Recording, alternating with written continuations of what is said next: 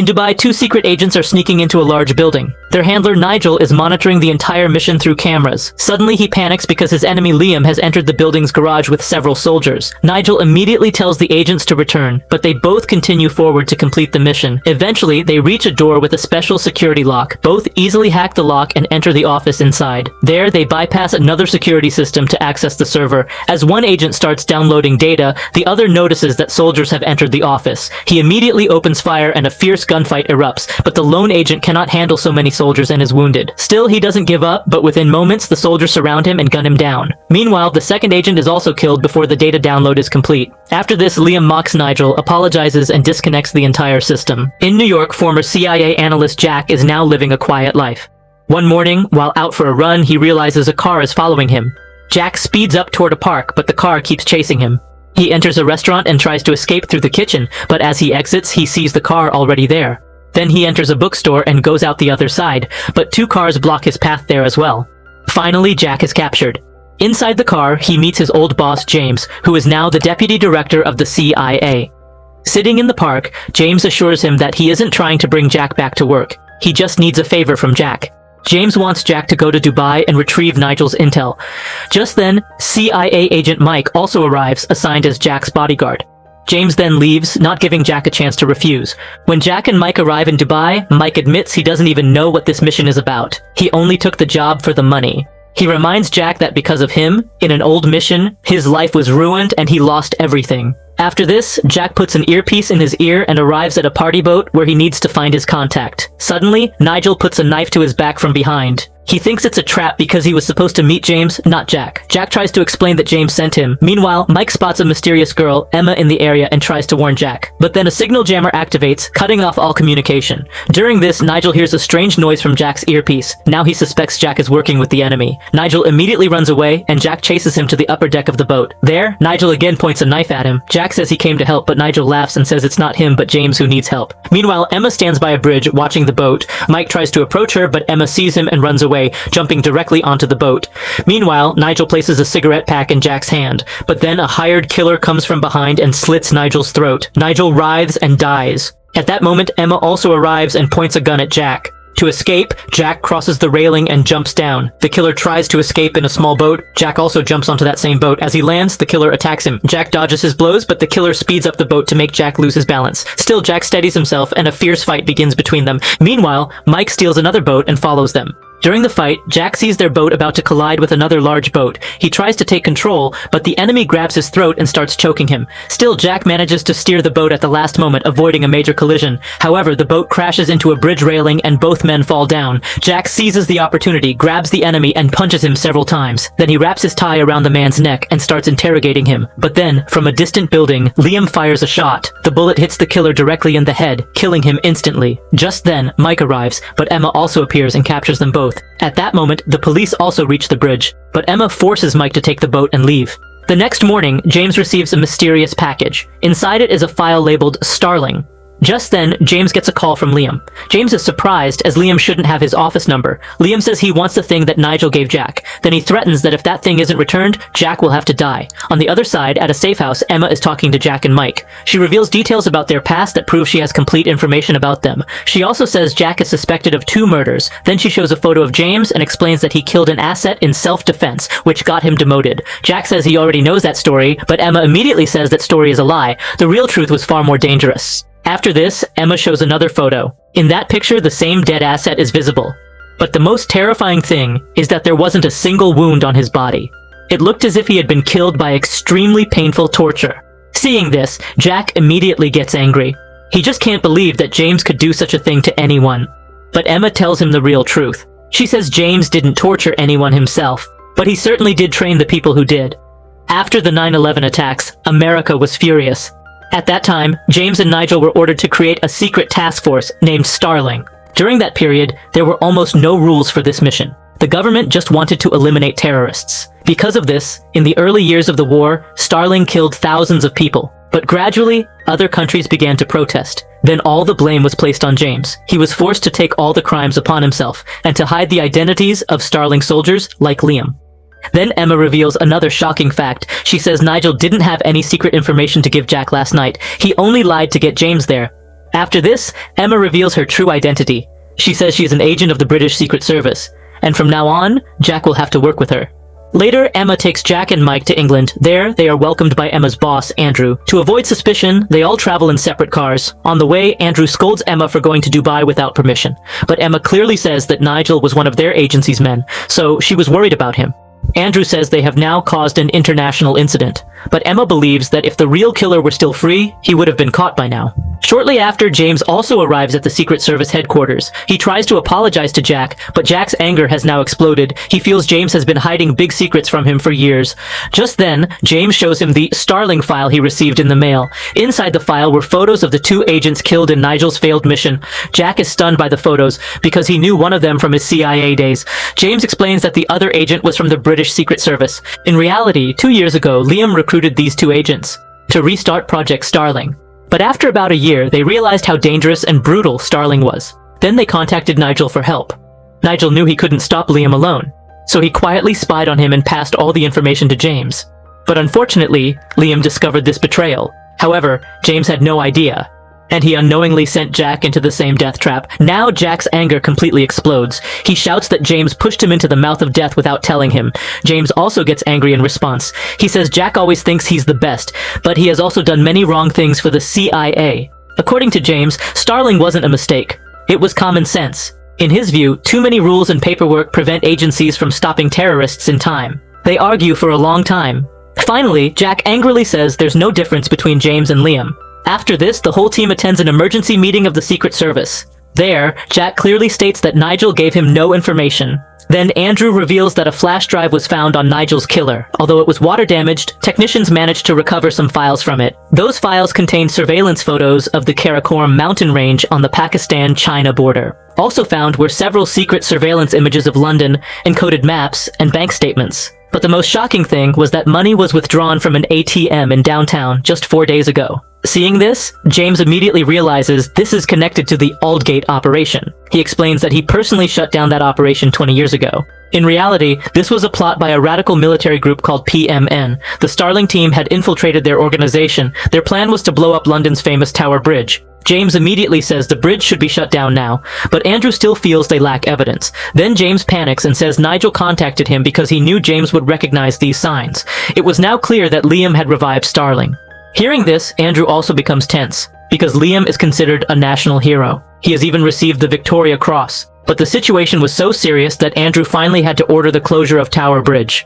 After the meeting, James calls CIA Director Elizabeth and tells her the whole truth. He says that years ago he met Liam and Nigel in Karachi. There they captured some PMN members and through torture extracted information about the London attack. Using this intel, the Starling team reached Karachi's wealthiest area. They attacked a lavish mansion and killed nearly everyone there. But Liam managed to capture one man alive. Later, they learned he was the deputy chief of staff of the Pakistani army. James interrogated him, and it was from him that they learned about the safe house in Aldgate. This was how they stopped the London bomb just 3 hours before it would have gone off. But during interrogation, that informant had a heart attack and died. All the blame was placed on James, and that same day, Project Starling was officially shut down. However, Nigel later discovered that Liam was continuing the mission in secret. After 9/11, Liam's trust in politics and diplomacy had completely vanished. Now he believed there was only one way to stop such monsters, to completely eliminate them. He felt the government had betrayed him, and now he wanted to show the CIA that he was going to do exactly what they had trained him for. Sometime later, Elizabeth also arrives at the Secret Service headquarters. She defends James and uses her wisdom and diplomacy to manage the deteriorating relations between the CIA and the Secret Service. The atmosphere was already full of tension, and everyone felt that Liam was about to take a very big step. Meanwhile, Jack and Emma sit in a van keeping watch on the Aldgate safe house. Mike was keeping surveillance on the area from a nearby restaurant. Just then, he spots a suspicious man. Mike immediately feels something is wrong, so he starts following him without wasting time. But the man also realizes he's being followed. He runs away in fear, and Mike chases him at full speed. Finally, Mike catches him right in the middle of the street and slams him to the ground. Meanwhile, Jack, Emma, and the other agents enter the safe house. Everyone is stunned by what they see inside. The entire room is filled with weapons and guns, ammunition is everywhere, and detailed maps and plans of Tower Bridge are on the walls. On the other side, the man Mike brought in is interrogated, but he just keeps saying he's only a courier. He was paid to pick up a package. He knows nothing about the real plan. Jack and Emma pass all the information to their bosses. but both feel the case is a little too easy. Then Jack suddenly falls into deep thought. A few seconds later, he realizes this entire safe house is actually a trap. Liam's real purpose was to keep the team away from James, so he would be alone and vulnerable. At that moment, Elizabeth gets into James's car, and suddenly a massive explosion occurs. The car turns into a fireball, and the force of the blast throws James far away. Jack immediately tries to contact him, but all communication is cut off. Seeing this, Jack, Emma, and Mike get into the van and race toward headquarters. When James regains consciousness, death and destruction are all around him. Elizabeth and several agents are dead. Then his eyes fall on a nearby car, in which Liam is sitting. Liam casually waves his hand, looking at James, and then calmly drives away. Seeing Elizabeth's death, James's anger erupts. Without any backup or protection, he grabs a car and immediately starts chasing Liam. A dangerous chase begins on the streets of London. James is chasing Liam at full speed. Emma also learns of this and immediately tells Jack to turn the van around. They need to join the chase. Seeing an opportunity, James fires a shot through his car window, but the bullet only breaks Liam's window. Just then, Liam's men arrive in another car and start showering bullets on James. James's car is bulletproof, so he survives, but due to the high speed, he begins to lose control. Moments later, he enters a tunnel. People on the street scatter to save their lives. Just then, the police also arrive. To avoid the police, James suddenly swerves, while Jack's van also enters the same tunnel. But Jack is driving against the flow of traffic. Cars are speeding in every direction, and Jack barely dodges them as he moves forward. Meanwhile, James manages to shake off the police and spots Liam again. Liam immediately turns his car into a very narrow street. Now both cars zip between people and other vehicles like lightning. Finally, they reach the main avenue, but then Liam's car crashes into a civilian's vehicle. After this, Liam calmly gets out of his car, as if nothing had just happened. On the other side, James also gets out and fires a shot into the air in anger. The gunshot sends the street into a panic. Nearby people scream and run for cover, but Liam just smiles at James. Just then, Liam's armed men arrive and open heavy fire on James. Taking advantage of this, Liam escapes. James immediately hides behind a car and returns fire. The sound of gunfire echoes through the whole area, but within moments, James runs out of bullets. Now he was completely trapped. At that moment, Jack, Mike, and Emma's van arrives. Mike quickly picks off the enemies one by one, while Jack and Emma provide cover fire. Within minutes, all the enemies are down, but then they hear police sirens in the distance, so the four immediately leave. Sometime later, a team of soldiers arrives to take Elizabeth's body back to America with full honors. Meanwhile, in a secret military bunker, the entire team is discussing new information. An investigation reveals that the people they killed during the chase were not PMN terrorists. They were actually members of a dangerous Russian paramilitary group called Atomstit. This organization was formed in the 80s, but Starling completely destroyed it in the mid-2000s. Now it seemed that Liam was regrouping the remnants of all the terrorist organizations that Starling once wiped out. He wanted to prove to the world that if such people aren't completely eliminated, they will return and become a threat again. During this, James finally tells the truth. He admits that he was the one who sent Nigel to Dubai, so he could infiltrate Liam's operation and gather evidence against him. James wanted the CIA to finally have a chance to eliminate Liam. Hearing this, Jack suddenly understands something. He says that Liam didn't kill James when he had the chance because Elizabeth's death gave him a huge advantage. Now James was about to become the new director of the CIA, and perhaps Liam hoped that James would let him escape to hide his own past involvement in Starling. But James angrily says clearly, "I don't want to save him. I want to kill him." At that moment, a colonel enters the room. He says a food delivery has arrived, addressed to James. A silence falls over the room, because this meant Liam knew their hiding place. A soldier carefully checks the bag and says there's no bomb or threat inside. Then he gives the bag to James. But as soon as James opens it, his eyes fall on a message inside. It read, "You are not America's first great traitor." Reading this, James's face goes pale. He immediately realizes where Liam is hiding. Shortly after, James arrives outside the National Gallery. Ordinary people and tourists are walking around, while Jack, Emma, and the rest of the team hide in the crowd, watching every move. The atmosphere is extremely tense, because no one knows what Liam is about to do. Suddenly, Liam appears. He sees James and gives a faint smile, then slowly begins to provoke him. James's anger grows with each word, to the point where he almost attacks Liam. Seeing this, Jack and the rest of the team move forward to help him, but then Liam shouts loudly, "Stop right there!" Hearing his voice, everyone freezes. Just then, their eyes fall on a red mark on James's clothes. It's the laser sight of a sniper, meaning a sniper far away had James in his crosshairs. Liam slowly approaches James and says calmly, "I want you to let me run the new Starling." He then demands the item Nigel stole, but James clearly says he doesn't know what Liam is talking about. Just then, Jack steps forward and says, "Whatever Nigel gave me, I left it in Dubai." Liam stares at Jack for a few moments, then a faint smile appears on his face. He says, "Then go get it back." After this, Liam slowly steps back and says as he leaves, "I'll contact you again soon." When everyone returns to the bunker, Jack finally tells the truth. He says he actually has nothing. He only lied to buy some time from Liam. After this, he gives Emma the cigarette pack that Nigel gave him on the boat. Jack says he already examined it thoroughly, but couldn't find anything special. Then Jack explains his theory. According to him, James thought Nigel was going to give him something important, and perhaps Liam thought the same. So Nigel deliberately gave Jack a useless item to keep Liam confused, because Nigel knew they were being watched. Jack adds that Nigel probably didn't trust any agency, so he must have hidden the real information somewhere else. That night, Emma takes Jack to an old pub. There, she talks to the owner and takes the keys to Nigel's apartment. Then Jack learns that Emma is actually Nigel's daughter. They both go inside the apartment and start searching everything. There they find a very old computer.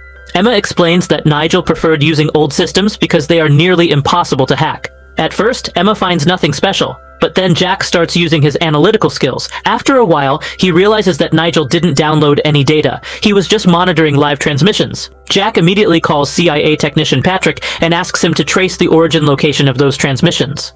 Meanwhile, Emma looks around and finds an old Halloween photo. In it, Nigel and a young Emma are dressed like Madonna.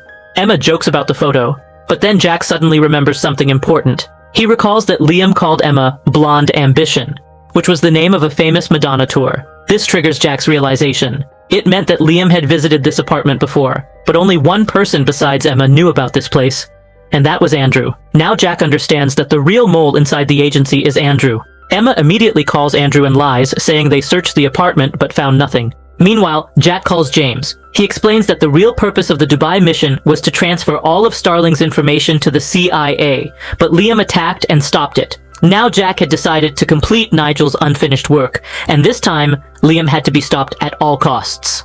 The next morning, a man keeping watch outside the bunker calls Liam and reports that James and Mike have left, but Jack hasn't appeared yet. Hearing this, Liam immediately orders them to follow James. Meanwhile, Emma and Jack have arrived at the airport, unaware that Liam has installed cameras all over the city and is watching their every move. Shortly after, Mike joins them on the plane. Then Emma deliberately calls Andrew and says she has contacted Arabian intelligence and is going to meet their team. She is actually setting a trap for Andrew. As soon as the call ends, Andrew immediately passes all the information to Liam.